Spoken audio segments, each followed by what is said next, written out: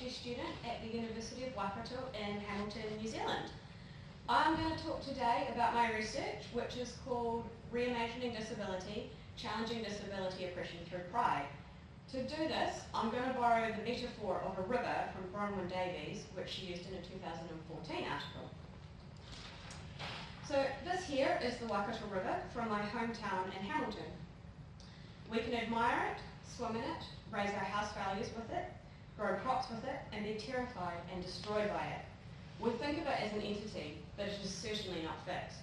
The water in the river is never the same water, and each day its flows are different, changing the direction of the river over hundreds of years.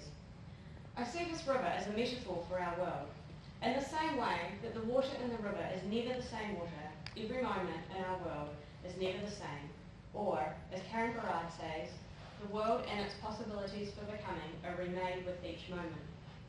Every moment we have is an opportunity to remake the world in the same way as before, or to take the world in a new direction. Viewing the world and my research this way helps me to move beyond viewing disability oppression as this immense, fixed and seemingly immovable phenomenon to something which can be changed if only we can figure out how to stop remaking the world this way. While many people think of New Zealand's pristine, clean waters, the Waikato River is in fact one of New Zealand's most polluted rivers. Like so many people in the Waikato, I am accustomed to it being that way. As long as I have been alive, I have known the river to be brown and a risk to my health if I swim in it, which I sometimes do anyway, like in this photo.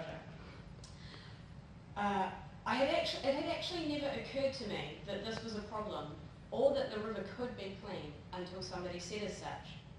But if we think about the fact that the water in the river is never the same water, then we see that it's not that the water gets dirty and stays that way, but that there is a constant flow of new water running through the river that is continuously being polluted. Using this river as a metaphor for our world, I see that while each new moment we have presents an opportunity for remaking the world, something is happening that is making these moments become continuously saturated with disability oppression. Now, if we want to clean up the river, there are a few things that need to happen. First, we have to notice the fact that the river is dirty and see that this is a problem.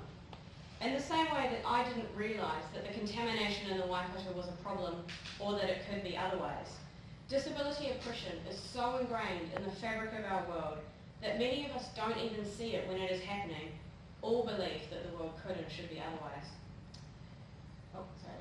The next thing we need to do is to figure out what is making it dirty so we can go about changing that.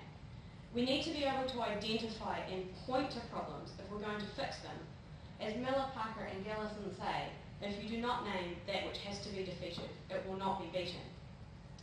Well, in the Waikato there has been a fair amount of research done, and we know that dairy farming is a big contributor to river pollution.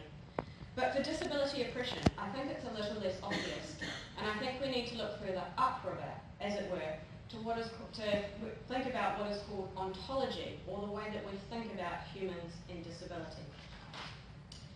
One of the key things that I believe is saturating our moments with disability oppression is ableism. Ableism is the belief that there's such thing as this normal, ideal person, that we should all be that person, and that to be other than that is a problem. When you believe that this ideal human is the way that everybody is and should be, you design the world that way. So I've got some Lego here, sorry, it might be hard to see, but if you take this Lego block here to be our normal ideal person, and we take, oh, I've got USB stick there. We take this Lego block here to be our disabled person, and this here is our society. So when you think that everybody in the world is and should be like this person, you design your buildings assuming that everybody can walk. You design your school system assuming that every child learns at about the same speed. And you design your jobs assuming that everyone has a particular level of cognitive functioning. And then the problem that we see downstream is when you get this disabled person who doesn't fit into the world that's been designed for our normal person. And then people in wheelchairs can't get into buildings. Disabled children are excluded from school, and learning disabled people find it nearly impossible to get a job. The challenge that we see here happens because of these ableist ideas upstream about how we think about disability, and in particular, that we see disability as a problem. It's for this reason that I believe we need to reimagine disability. We need to reimagine it in a new and positive way, and this is what forms the basis of my research. If we want to clean up the river, it's not very realistic to tell farmers to just stop farming. Farming is an integral part of our local economy, and change is not going to happen overnight. We have to make sure that there are viable alternatives for farmers so they can continue to thrive without needing to damage the land and the water. In the same vein for disability, we can't just focus on the things that we shouldn't be doing. We need to find viable alternative ways of thinking and talking and feeling about disability.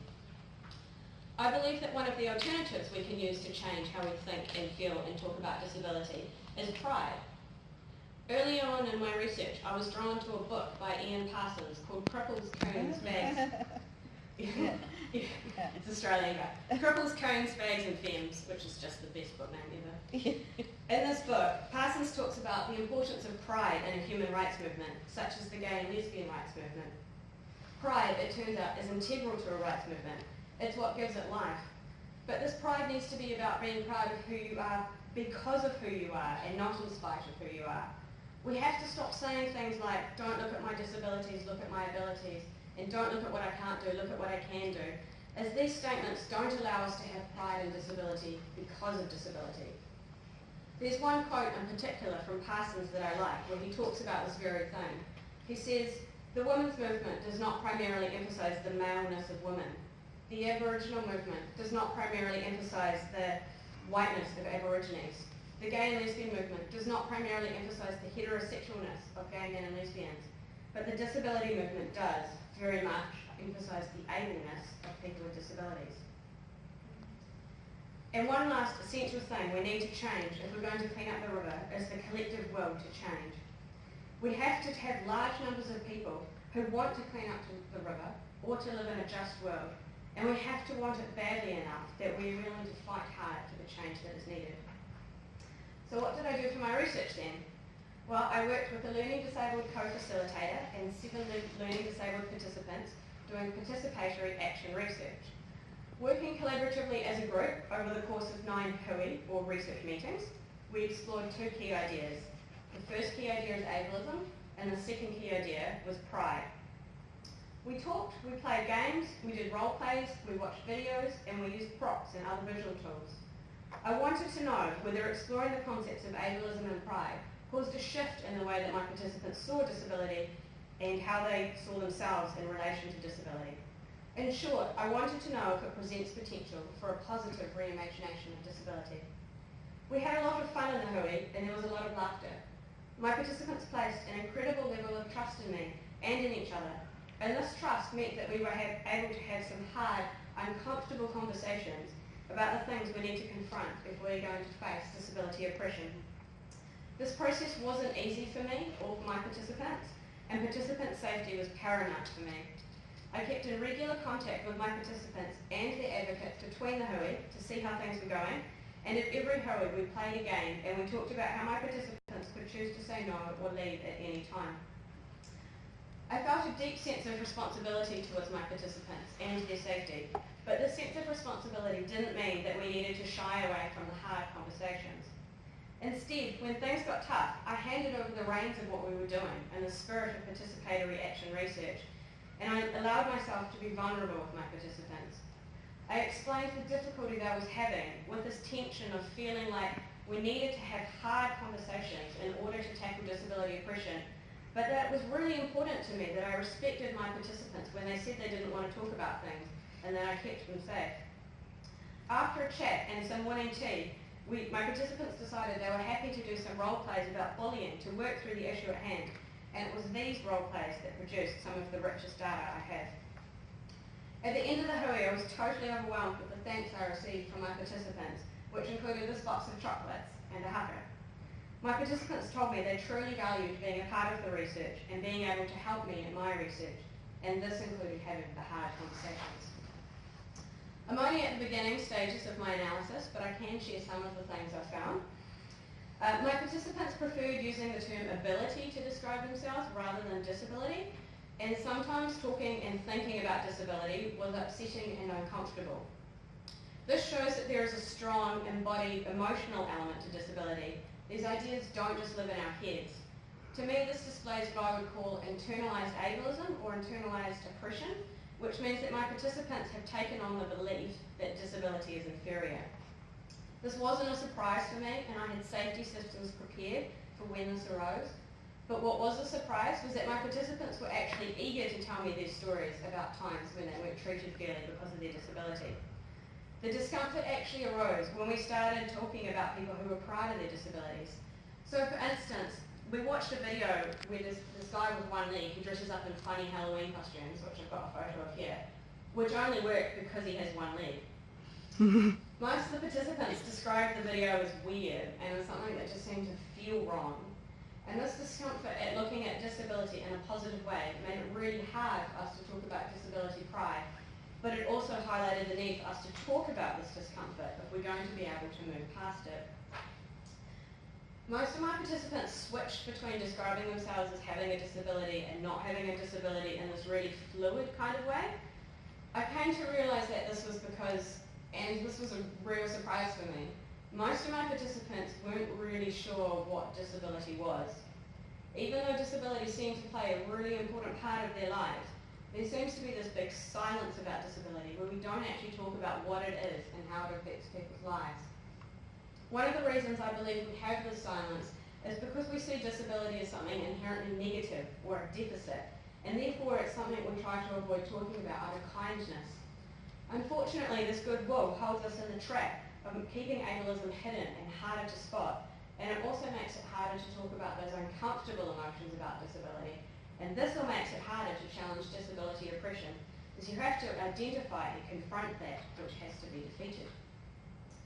My participants liked the idea of disability pride, and they loved this thing we did called the Pride Wall, where we all see things we were proud of about each other and ourselves. As I mentioned before, we did some role plays about bullying and responding to a bully with pride in your disability. So when a bully says, "You're disabled," you can turn around and say, "Yeah, that's okay." My participants really liked this activity and allowed us to cut through that discomfort and have a real discussion on how someone could be proud of their disability when none of our previous activities had really achieved that. So, to finish back with the river metaphor, does the concept of pride allow us to shift these ableist ideas upstream, which saturate our moments with disability oppression? Well, I think it presents potential, but I also think that change can't happen without confronting some of the uncomfortable parts about disability. In short, to summarise in short, using the concept of pride as a tool to develop a positive imagination of disability can, I hope, enable us to successfully challenge disability oppression.